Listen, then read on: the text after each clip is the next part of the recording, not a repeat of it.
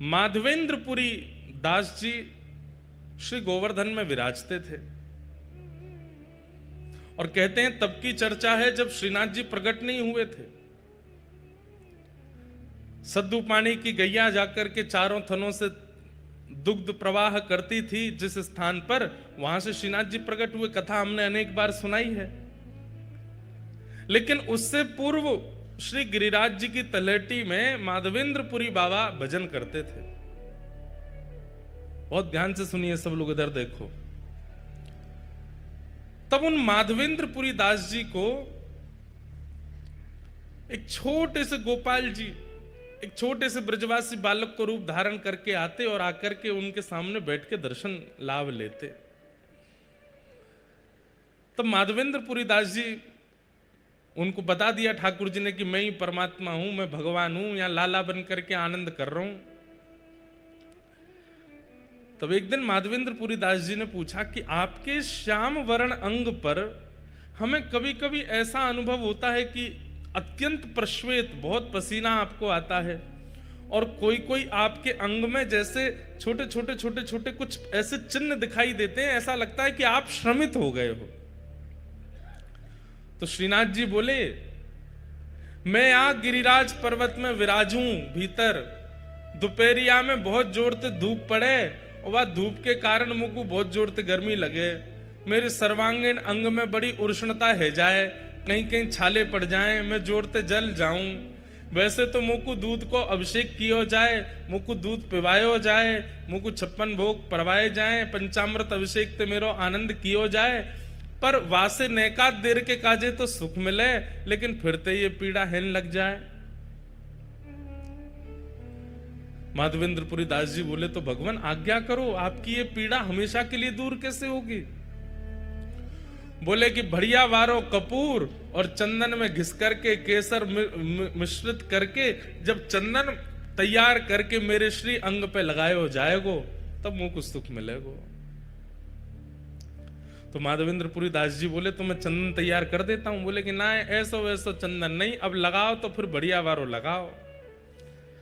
तो बोले बढ़िया वारो चंदन कहां मिलेगा वो बताओ। बोले सबसे बढ़िया कपूर मिले चक्र तीर्थ में, जगन्नाथपुरी। और सबसे बढ़िया मलय चंदन, मलियागिरी चंदन भी कहां मिले? बोले जगन्नाथपुरी में। और बोले वहां मेरो एक स्वरूप है, वह स्वरूप को रोज चंदन लागी हुए, रोज चंदन लगाए हो जाए। आप तो वहीं जाओ और वहां से चंदन लेकर के आओ और आकर के मेरे श्री अंग पे लगाओ, तब मुझको सुख मिलेगा। तब माधवेंद्रपुरी दास जी श्रीनाथ जी की आज्ञा प्राप्त करके निकले हैं नीलाचल धाम के लिए,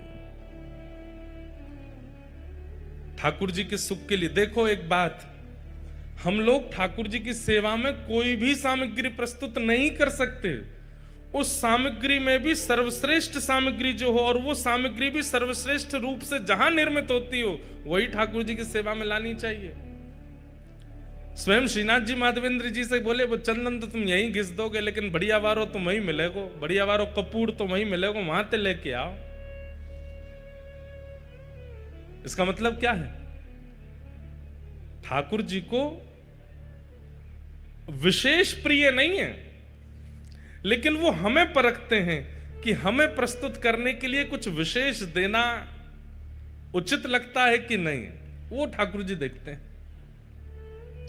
अब चंदन यात्रा पे आप अपने घर पे चंदन घिस के लगा दो ठाकुर जी को, ठाकुर जी कहेंगे ठीक है, काम चलाओ तो कर ही दियो काम, लेकिन आप पूरी उसकी व्यवस्था करो, वहां से जल मंगा रहे हैं, वहां से कपूर मंगा रहे हैं, वहां से केसर मंगवा रहे हैं, 4 आदमियों को भेज के कर रहे हैं, स्वयं जाकर के कर रहे हैं, उससे ठाकुर जी और ज्यादा प्रसन्न होते हैं। देखो मेरे सुख के काजे कितना श्रम कर रहे हो। हमारे गिरधर लाल जी की स्नान यात्रा पर स्नान होता है। अब स्नान यात्रा, स्नान कराना, टोंटी का जल भरो, करा दो स्नान, उसमें थोड़ा केसर आदि डाल दो, करा दो स्नान। नहीं, हम हमारे सब वैष्णव, सब हमारे जितने मित्र परिकर हैं, जितने हमारे पंडित जी, सबके साथ अवसर होगा, कथा नहीं है तो स्वयं जाएंगे। कहां? उत्तराखंड। उत्तराखंड में श्री यमुना जी सबसे पहले पृथ्वी पर जहां आती हैं, उस स्थान का नाम है कटा पत्थर। कटा पत्थर में जाएंगे उत्तराखंड में, वहां से स्नान करके विधि पूर्वक प्रत्येक कलश का पूजन करेंगे। कलश का पूजन करके फिर वहां से शुद्ध यमुना जी का जल, क्रिस्टल वाटर, बिल्कुल दिख जाए नीचे तक महाराज, वहां से यमुना जी लाएंगे। और फिर उन यमुना जी को वृंदावन ला करके फिर वृंदावन में जो यमुना जी हैं उनको बढ़िया क्योंकि वृंदावन में यमुना जी तो पूरी सब अपवित्र कर दी लोगों ने, तो 2-4 कपड़े की परत लगा के उन यमुना जी को भरेंगे। फिर वो यमुना जल कटा पत्थर वाले जल में थोड़ा थोड़ा मिला देंगे, तो फिर भाव हो जाएगा यमुना तट का, वृंदावन तट का यमुना जल। फिर उससे ठाकुर जी को स्नान कराते हैं, रात भर मटकों में भर के रखते हैं, ठंडा बिल्कुल शीतल जल हो जाता है। फिर उन जलों में किसी में पुष्प, किसी में सुगंधी, किसी में अष्टगंधा, किसी में कुछ, सब मिला करके फिर ठाकुर जी को स्नान कराते हैं। अब स्नान ही तो कराना है, करा दो ऐसे नहीं। मैंने एक बात कथा में कही है कि भक्ति में ठाकुर जी प्रस्तुतिकरण देखते हैं कि आपकी प्रस्तुति कैसी है।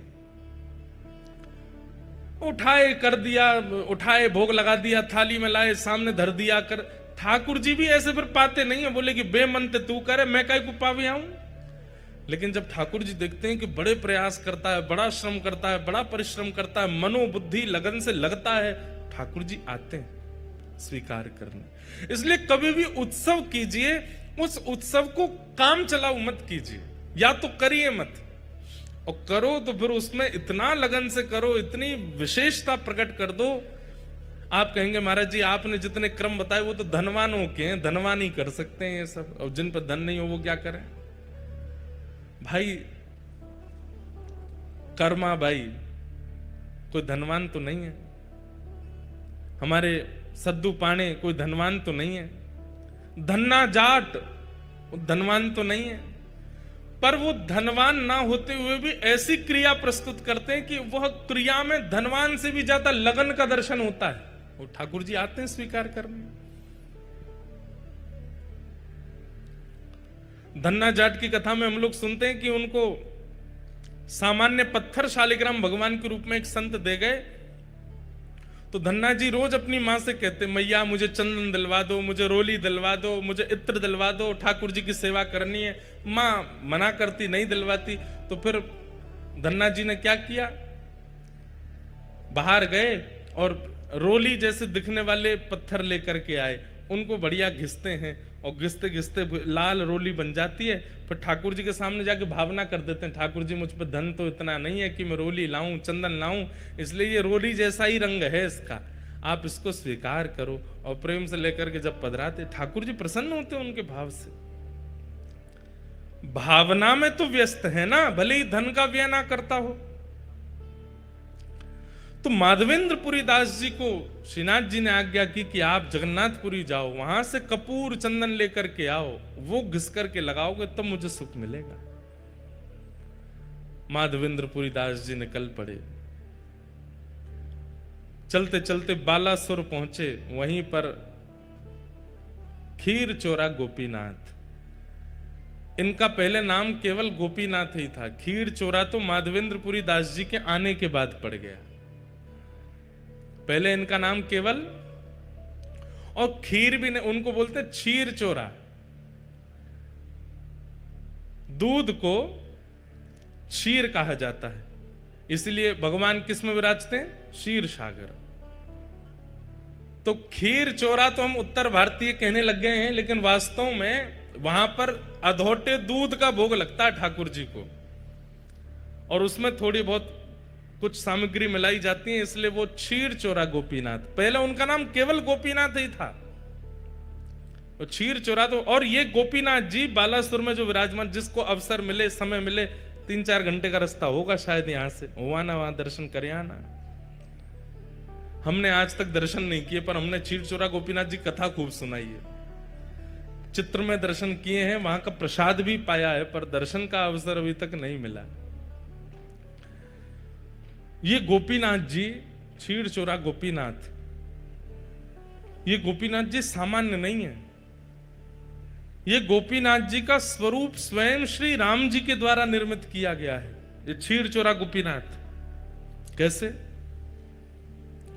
जब प्रभु श्री राम वनवास कर रहे थे, तो कभी कभी लक्ष्मण जी को ज्ञान उपदेश करते थे, सीता जी से बैठ करके कुछ मधुर चर्चाएं करते थे। तो सीता जी बीच बीच में कभी कभी राम जी से बोलती, सब लोग इधर देखो, ध्यान से सुनो।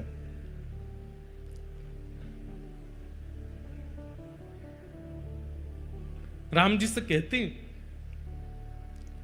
हमने सुना है कि आप द्वापर में कृष्ण रूप धारण करोगे। तो राम जी कहते हैं, हाँ कृष्ण रूप तो धारण करेंगे, और हमने ये भी सुना है कि आपके समस्त अवतारों में अत्यधिक सुंदर अवतार आपका जो होगा वो कृष्णावतार होगा, जिसके रूप को देख करके असंख्य गोपियां, असंख्य ब्रजवासी गण जहां से भी आप गुजरेंगे सब आप पर न्योछावर हो जाएंगे, ऐसा आपका रूप होगा, मैंने सुना है।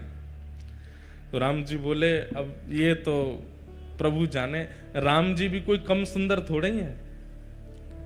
वर्णन आता है कि राम जी जब वनवास करते हैं तो वनवास करते समय वहां के संत जन, वहां के निवासी जन, उनके पास राम जी सामग्री लेने के लिए जाते हैं। वैसे तो सामग्री सब प्रस्तुत राम जी के पास हो जाती है, लेकिन कभी कभी सामग्री प्रस्तुत नहीं होती, तो राम जी जाते हैं और जाकर के कहते हैं कि हमें प्रसाद सिद्ध करना है, आदि हमें ये सामग्री दे दो। तो सूखी सामग्री, पक्की सामग्री, जो भी सामग्री देते हैं। अब उस काल में कोई बड़े बड़े व्यापारी तो होते नहीं थे, सब लोग सामग्री व्यय करते थे, उसका जो धन मिलता था उससे घर चलता था। अब राम जी जब, वो तो वनवासी हैं, उन पर धन तो होता नहीं था, तो सब सामग्री लेते थे। तो सामग्री लेने वाले, अब देने वाले को क्या दें? राम जी के पास कोई मुद्राएं तो है नहीं, तो कहते हैं कि राम जी प्रेम से मुस्कुरा जाते हैं, और जैसे ही राम जी प्रसन्न मुद्रा में मुस्कुराते हैं तो जो सामग्री देने वाले होते हैं वो कहते हैं कि हमको दक्षिणा मिल गई, आप तो सामग्री ले जाओ, आप तो बस मुस्कुरा दिया करो। आप खुश हो जाते हैं, आप हंस जाते हैं, आप थोड़े प्रसन्न मुद्रा में हमको देख लेते हैं, हमको लगता है कि हमें सर्वस्व मिल गया। तो राम जी भी कोई कम सुंदर तो नहीं है, एक ही रूप हैं दोनों, लेकिन कृष्ण थोड़े चंचल ज्यादा है ना, इसलिए उनकी रूप माधुरी अद्भुत है। तो सीता जी बोली, द्वापर में आप कृष्णावतार धारण करेंगे और हमने सुना है कि वो कृष्ण स्वरूप बड़ा सुंदर होगा। राम जी बोले, अब कोई कम सुंदर है हम? बोले नहीं, सुंदर तो आप अभी भी बहुत हो, पर हमें लगता है कि अभी आप इतने सुंदर हो तो कृष्णावतार में और सुंदर, इससे सुंदर और क्या होगा? आप हमें दर्शन करा दीजिए ना। तो राम जी बोले, ठीक है, समय मिलेगा तो मैं दर्शन कराऊंगा। तो फिर राम जी नित्य जाते, एक गुफा में एक शिला है, और उस शिला को अपने बाण से ही ठाकुर जी छेद छेद करके अपने द्वापर में प्रकट होने वाले रूप का निर्माण कर रहे हैं, स्वयं राम जी। आहा, कोई मूर्तिकार ठाकुर जी का रूप बनाता है समझ में आती है, पर स्वयं ठाकुर जी ही अपनी मूर्ति बना रहे हैं, ये कितनी अद्भुतता। हमारे चित्र बना के कितने सारे बालक लाते हैं, पर अपना चित्र बनाने की कभी मन में सोची भी नहीं। और कोई व्यक्ति अपना चित्र क्यों बनाएगा? लेकिन यहां श्री राघव जी अपना चित्र बना रहे हैं। ऐसे नेत्र हैं, ऐसे कान हैं, ऐसी नासिका है, ऐसे अधर हैं, जैसे हैं बिल्कुल वैसे बना रहे हैं, ऐसी ठोड़ी है, और बड़ी लगन के साथ अपने सर्वांगीण रूप को निर्माण कर रहे हैं, जो अभी प्रकट हुआ ही नहीं है, द्वापर में होगा, उस रूप को त्रेता में प्रकट कर रहे हैं राघव जी। किस लिए? सीता जी को दर्शन कराना है। और नित्य शाम तक निर्माण करते और फिर घास फूस से ढक करके राम जी चले जाते। सीता जी प्रश्न करके खुद ही भूल गई कि उन्होंने दर्शन की अभिलाषा की है, और वो ये सोचने लगी कि राम जी दोपहर में गायब होते हैं, रात्रि में आते हैं, जाते कहां हैं, और ये पूरा दिन करते क्या हैं। एक दिन सीता जी के मन में आई कि मैं चुप के देखूंगी ये कहां जाते हैं। पीछे पीछे जाकर के देखा तो एक विशेष गुफा में जाते हैं और शाम तक वहीं रहते हैं, फिर आते हैं। तो जैसे एक दिन राम जी सुबह स्नान ध्यान और अपने संध्या वंदन के लिए नदी तट पर गए, तो सीता जी पहुंच गई उस गुफा में। बोले देखूं तो सही क्या है। भीतर जाके देखा तो कुछ नहीं दिखा, एक तरफ घास फूस रखी थी। सीता जी सब जगह खोज खोज के देखी तो घास जैसे ही हटाई, आहा, श्री गोपीनाथ जी ऐसे विराज रहे थे, त्रिभंग लली श्याम सुंदर। राम जी तो सदैव ऐसे रहते हैं, सीधे खड़े रहते हैं, एक हाथ में धनुष, एक हाथ में बाण, और एक हाथ में धनुष, दूसरे हाथ से आशीष। यही मुद्रा रहती है राम जी की। लेकिन आज वही राघव जी जिनको सदा ऐसे देखा है, आज वही राम जी मानो ऐसे दोनों भुजा करके और वंशी धारण करके, और बिल्कुल कमर भी टेढ़ी है, मुख भी टेढ़ा है, पाम भी ऐसे, रूप देख करके सीता जी तो मोहित हो गए। बार बार मन में इच्छा होने लगी कि आलिंगन कर लूं मैं इनका, इतने सुंदर। मन में ऐसी भावना आने लगी कि ये यहां पर घास फूस में ढके बैठे हैं, इन्होंने पता नहीं भोजन भी किया होगा कि नहीं, इन्होंने जल भी पान किया होगा कि नहीं। सीता जी तुरंत दौड़ करके गई, पत्तों के दोना बनाए और उन दोनों में कुछ फल अमनिया करके, एक पात्र में जल लेकर के, कुछ पुष्पों के हार बना करके और सुंदर सब सामग्री लेकर के आई। आकर के श्री गोपीनाथ जी को तिलक किया, सुंदर पत्रावली का श्रृंगार कर दिया, गले में माला पहना दी, सर्वांगीण अंग में चंदन अर्पित करने के बाद में भोग पधरा दिया, और भोग पधराने के बाद में आरती कर दी। इतने में समय हो गया राम जी के आने का। राम जी जैसे ही आए, आकर के देखा कि यहां तो सीता जी नाच रही हैं मगन होकर के गोपीनाथ जी के आगे। राम जी बोले, देवी ये आपने क्या कर दिया? अरे ये देखो कितने सुंदर हैं, हमें तो आपने सारे तीर्थों में सब स्थान देवताओं के दर्शन कराए, इन देवता का दर्शन क्यों नहीं कराया हमको? ये बेचारे घास फूस में ढके रखे थे, हमने इनका भोग लगा दिया, माला पहना दी, चंदन पधरा दिया। राम जी बोले, देवी ये कोई स्थान देवता नहीं थे, तो आपने हमसे जिज्ञासा की थी कि द्वापर के रूप का दर्शन कराओ, तो मैं अपने हाथ से ही अपना रूप बना रहा था, ये मेरे द्वापर का स्वरूप है। सीता जी बोली, ये आपके द्वापर का स्वरूप है? बोले जी यही श्री कृष्ण है। सीता जी तो भाव विह्वल हो गए, बोले कि आप वचन दीजिए। बोले क्या? आप अकेले नहीं आएंगे द्वापर में, द्वापर में एक रूप से तो मैं लक्ष्मी ही आपकी पराम्बा जगदम्बा रुक्मणी बनकर के आऊंगी, पर इस रूप का आस्वादन करने के लिए आपको मुझे पूर्व में भी बुलाना पड़ेगा। उसमें मैं केवल आपको देखूंगी, आपका प्रेम स्वीकार करूंगी, आपको देखकर के नृत्य करूंगी, आपको देखकर बस मेरी एक ही क्रिया होगी, ना भोजन करना, ना जलपान करना, ना शयन करना, केवल आपको देखना।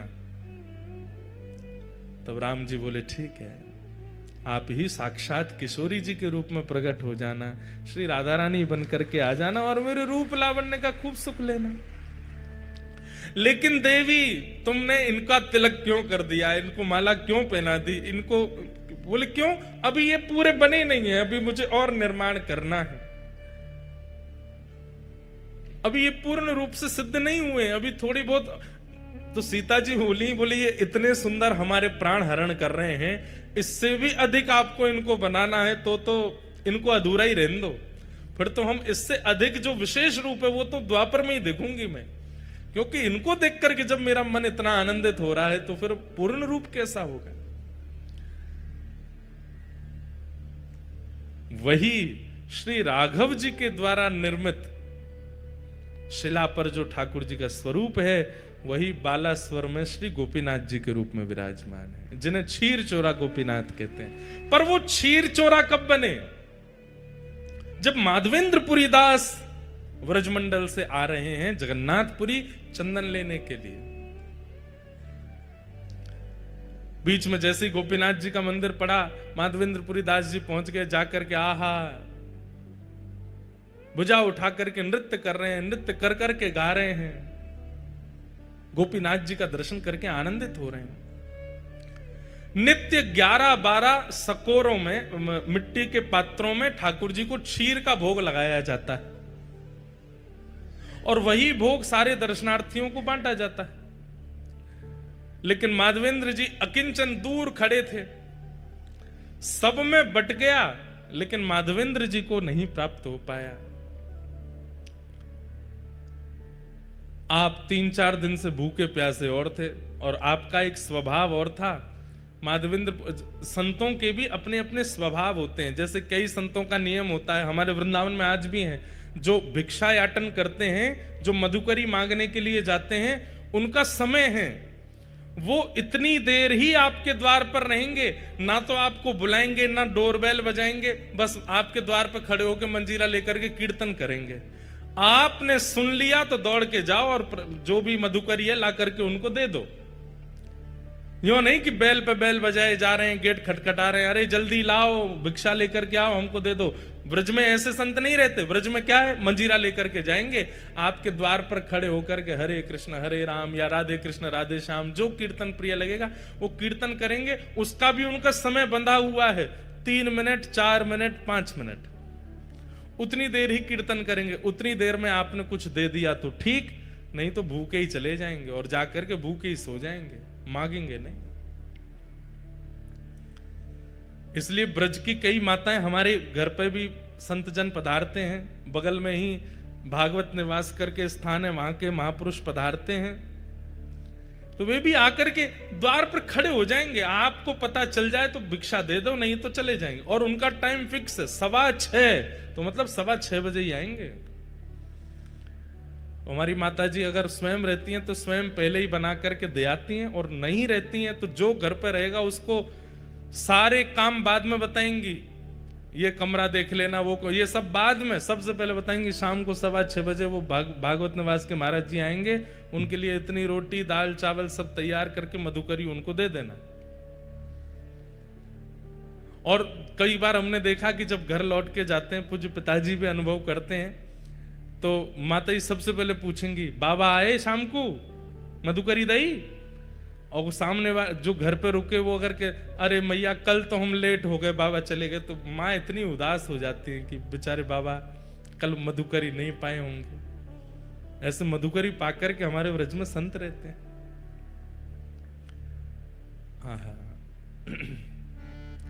श्री माधवेंद्रपुरी दास जी, उनका नियम है कि वो अयाचक हैं, भूख लगेगी प्यास लगेगी लेकिन मांगेंगे नहीं। कोई स्वयं दे जाए तो छोड़ेंगे, नहीं तो पालेंगे।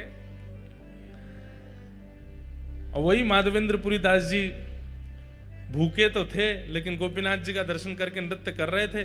पुजारी जी सबको बांट रहे थे, लेकिन माधवेंद्रपुरी दास जी पीछे खड़े, तब तक पहुंचे तो सारा भोग बट गया, उनको नहीं मिला। प्रणाम करके दंडवत करके नृत्य करते हुए दूर बाहर जाकर के एक वृक्ष के नीचे माधवेंद्रपुरी दास जी बैठ गए। बंधुओं, हम लोगों से अपराध गलती हो जाती है, पर ठाकुर जी शब्द याद रखते हैं। अर्धरात्रि में ही श्री गोपीनाथ जी ने दर्शन दिए, किसको? पुजारी जी को। और पुजारी जी के स्वप्न में जाकर के बोले सुनो, बोले हाँ, आज इतने सारे रसिक जन दर्शन करने के लिए आए, सबको तुमने हमारी क्षीर प्रसादी बांट दी, पर पीछे एक ब्रजमंडल के माधवेंद्रपुरी दास जी खड़े थे, उनको तुमने कुछ नहीं दिया। पुजारी जी बोले जय जय, अपराध हो गया, हमसे गलती हो गई, हमको याद नहीं रहा। अब तो कल क्षीर बनेगी, रात्रि में भोग लगेगा तब दे दूंगा। अरे बावड़े, वो 5 दिन के भूखे हैं और कल और उनको भूखा रखोगे और रात्रि में जाके क्षीर को भोग दोगे, इतनी प्रतीक्षा वो कैसे करेंगे? तो प्रभु आप ही बताओ क्या करें फिर? दोपहर में राजभोग का प्रसाद दे देंगे, मंगला भोग का बोले वो सब नहीं, जो हमारे क्षीर भोग प्रसाद में सुख है वो राजभोग और मंगला में नहीं है, वही देना था उनको। पुजारी जी कान पकड़ने लगे, बोले आज तो अपराध हो गया, क्षमा करो। ठाकुर जी बोले नहीं, अभी उठो, स्नान करो, मंदिर खोलो और भीतर जाओ, वहां से क्षीर भोग लाओ। बोले क्षीर भोग तो सब बट गयो, कुछ बचा ही नहीं है, कहां से लाऊं? बोले मंदिर में आके देखो तो सही, एक पात्र रखा है। स्नान ध्यान करके मंदिर में जाकर करके देखा तो महाराज वहां पर कोई पात्र दिखा नहीं। पुनः नेत्र बंद करके ठाकुर जी से कहे कहां है पात्र, आज्ञा तो करो। बोले हमको पता था कि तुम सब में बांट दोगे, माधवेंद्र जी को छोड़ दोगे, इसलिए हमने पहले ही एक सकोरा उठा के अपनी जेब में रख लिया है। हमारी जेब टटोलो। जैसे ही पुजारी जी ने ठाकुर जी की जेब देखी तो एक जेब में सकोरा धरा था खीर का। निकालते ही पुजारी जी के नेत्र सचल हो गए। बोले आप गोपीनाथ नहीं हो, आप चित चोरा गोपीनाथ नहीं हो, आप माखन चोरा गोपीनाथ नहीं हो, आप तो क्षीर चोरा गोपीनाथ हो। अपने भक्त को देने के लिए चोरी करते हो। ठाकुर जी बोले अब विलंब नहीं करो, मेरा पेट मेरे सामने भोग पधराने से नहीं भरता है। मेरे सामने पधराई हुई वस्तु जब मेरे भक्तों को पवाई जाती है तब मुझे शांति मिलती है, तब मुझे आनंद मिलता है। जब तक माधवेंद्र जी को प्रसाद नहीं मिलेगा मुझे नींद नहीं आएगी। जल्दी जाओ पवा दो। पुजारी जी दौड़े गए। रात्रि के 2-3 बजे होंगे, तब घड़ी तो नहीं थी पर अर्धरात्रि हो रही थी और माधवेंद्र जी नेत्रों से अश्रु प्रवाह एक वृक्ष के नीचे बैठे। पुजारी जी दौड़ करके गए और जाकर के कहा, माधवेंद्रपुरी दास आप ही हैं क्या? माधवेंद्र जी बोले, आपको हमारा नाम कैसे पता? बोले, भैया किसी का परिचय सेठ कराते हैं, किसी का परिचय नगरवासी कराते हैं, पर आपका परिचय तो स्वयं श्री गोपीनाथ जी ने दिया है, स्वयं ठाकुर जी ने आपका नाम बताया है। माधवेंद्र जी बोले, वो मेरा नाम जानते हैं? बोले, जी उन्होंने ही आपका नाम बताया। और आपको खीर भोग नहीं मिला था आज? बोले, नहीं मिल पाया था, आपने सब में बांट दिया, हम तक पहुंच ही नहीं पाए। बोले, लो ठाकुर जी ने आपके लिए खीर, और पूरी वृत्तांत बताया कि ठाकुर जी ने अपनी जेब में छुपा करके रखी आपको देने के लिए। आहा, माधवेंद्रपुरी दास जी तो वहीं नृत्य करने लगे, रुदन करने लगे, अश्रुपात होने लगा नेत्रों से। हाँ गोपीनाथ, प्राण गोपीनाथ, जीवन गोपीनाथ कहकर के रोने लगे। खीर भोग पाया। और ये कथा जब प्रातःकाल होते पूरे नगर में प्रसिद्ध हुई, नगर के बाद प्रांत में प्रसिद्ध हुई और पूरे भारत में प्रसिद्धि हो गई और ठाकुर जी का नाम बदल गया, खीर चोरा गोपीनाथ। उससे पहले त्रेता से लेकर के द्वापर तक वे केवल गोपीनाथ थे, लेकिन माधवेंद्रपुरी दास जी के आते उनका नाम क्षीर चोरा गोपीनाथ पड़ गया। बोलो क्षीर चोरा गोपीनाथ की।